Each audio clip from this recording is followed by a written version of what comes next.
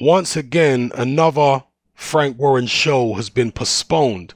Billy Joe Saunders' WBO middleweight world title defense against Martin Murray, which was set to take place on the 14th of April, has now been pushed back to June 23rd. It will still be at the O2 Arena, excuse me, in London apparently.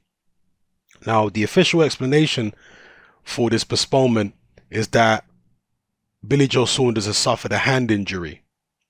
And that could be legit. Maybe he just has injured his hand. Although I will say that hand injuries are relatively rare these days for fighters in training. You injure your hand in a fight because you're wearing little 10 or 8 ounce gloves.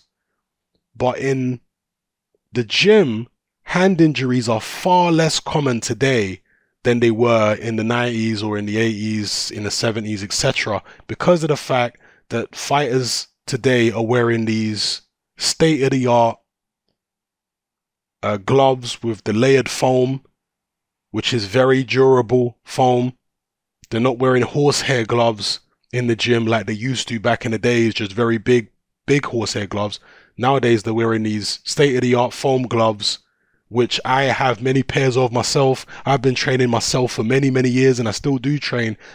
Since I've been wearing these modern style gloves with these layered foam, this layered foam padding. Some of them are injection molded. Since I've been wearing these kind of gloves, I've never injured my hands in training. I did injure my hands back in the days when I used a pair of gloves which were worn down, and this was the old style foam. This is way back in the late 90s when, I broke my hand in sparring one time, maybe the early 2000s actually, not late 90s, when I broke my hand in sparring wearing some worn down pair of gloves which 100 other people had used in the gym, and there was some worn down 16-ounce pair of gloves. But a world champion like Billy Joe Saunders is going to have the best gloves. He's going to have fresh gloves, new gloves, isn't he? He's not going to be wearing worn down gloves. He's going to be wearing gloves that are very protective. So to be breaking your hand apparently, or hurting your hand, because it doesn't specifically say that he broke his hand. He said that he hurt his hand. He says that, I'm going to read a quote here from the article, "I felt my hand go during the session this week and sought medical advice immediately. I've been told I can't punch anything for 4 weeks, so we've been left with no choice but to withdraw." So it doesn't say that he's broke his hand. It just says that he hurt his hand. A pretty vague explanation as to what has happened here. Now, what I'm getting at here is, has Billy Joe Saunders really injured his hand? Or were the ticket sales not going well for this event, and so he was advised to come up with a reason to postpone? Is that what has gone on here? I'm not saying it is. I've got no idea. I'm just putting it out there because Frank Warren shows have got a very poor track record of getting postponed and cancelled.